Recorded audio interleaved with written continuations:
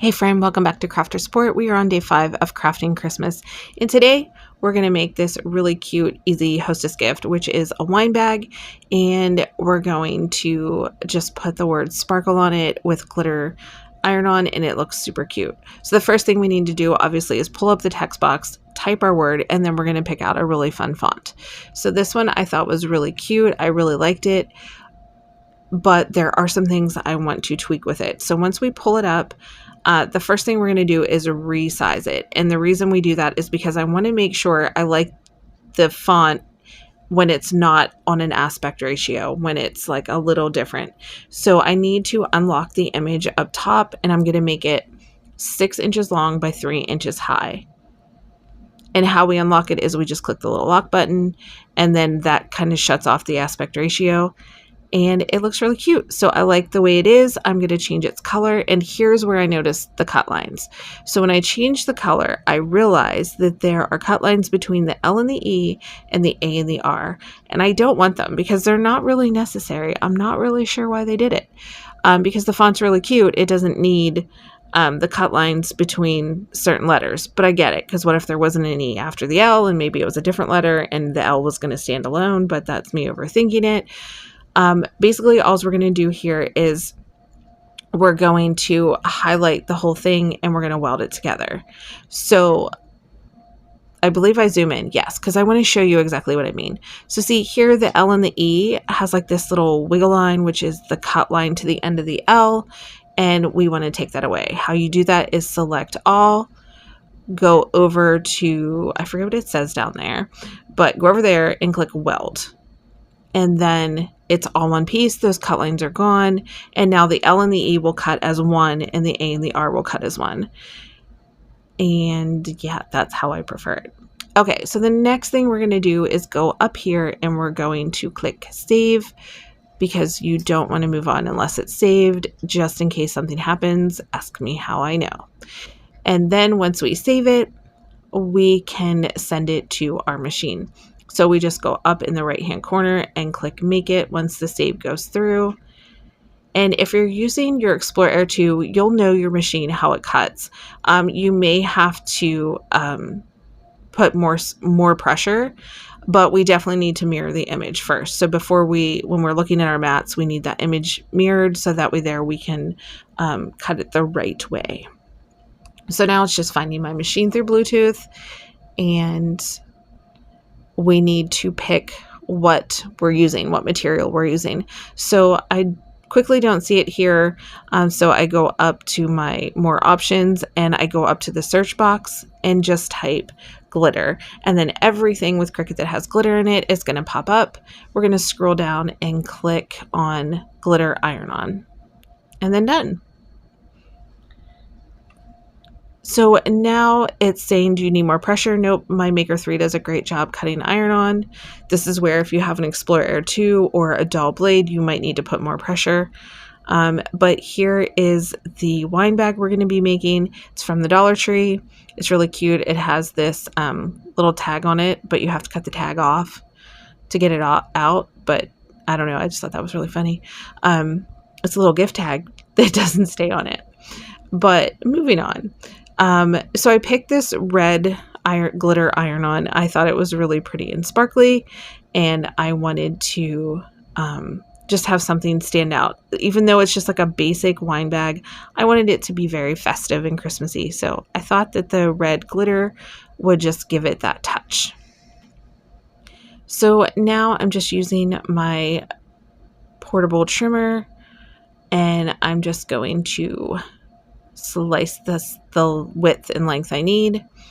If you don't have this trimmer, it does amazing with Cricut cardstock and their vinyl. I use it for both. I should have two. I'm kind of weird about that. Normally I use two.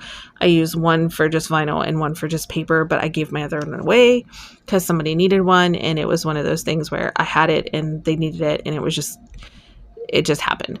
So next we are going to just load our mat with our vinyl. So when you're using most heat transfer vinyls or most iron-ons, you're going to do them shiny side down. Not always, but most of them you are. The majority of them you do. And you want to have a good sticky mat, especially for glitter iron-on. And if your green mat isn't so sticky, just jump to your purple mat and make sure it's held down really nicely. If none of your mats are really, really sticky, after you clean them, then I recommend that you just use some painter's tape around it. Okay, so there, it cut everything. Then we're going to pull it at an angle to get our vinyl off.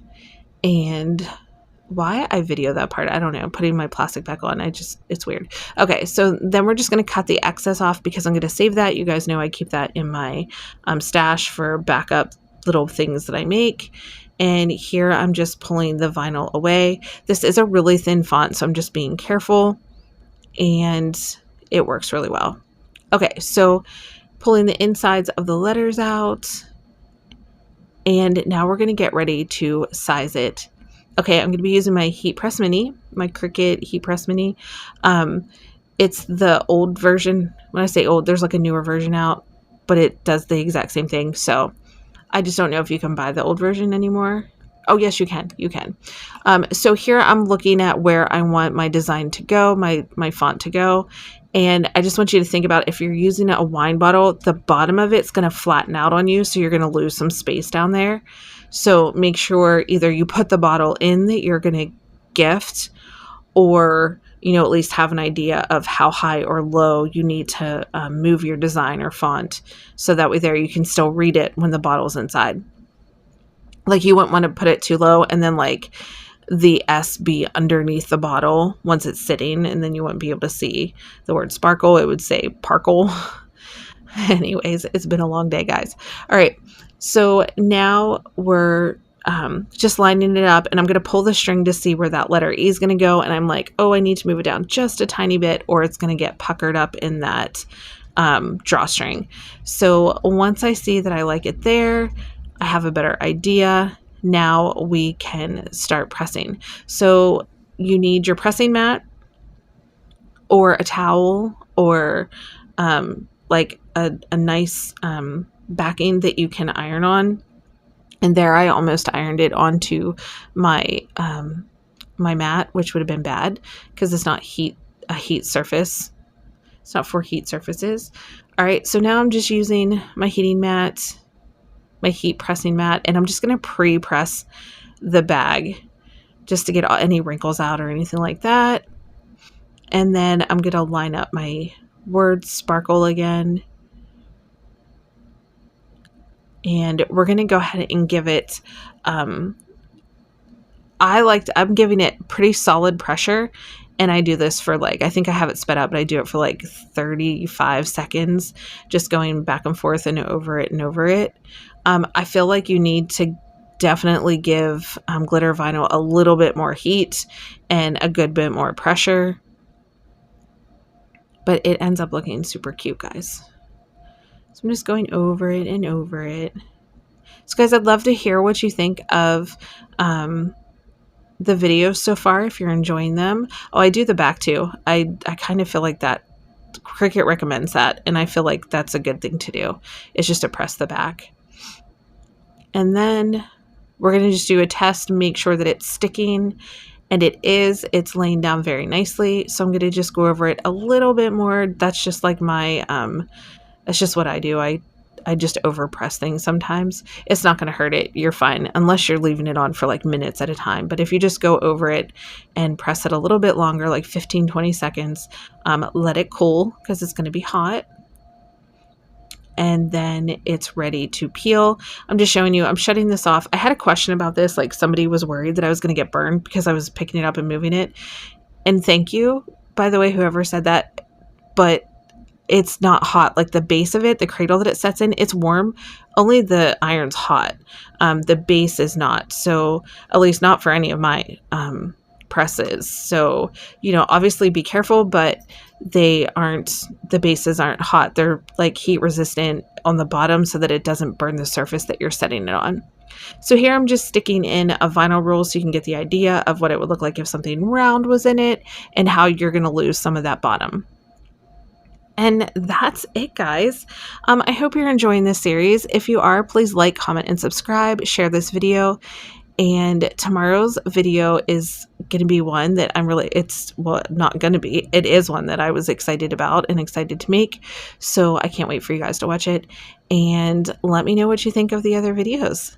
All right. Thanks so much for watching, guys. I hope you're all having a great day and a great December. And we'll see you in the next video. Bye.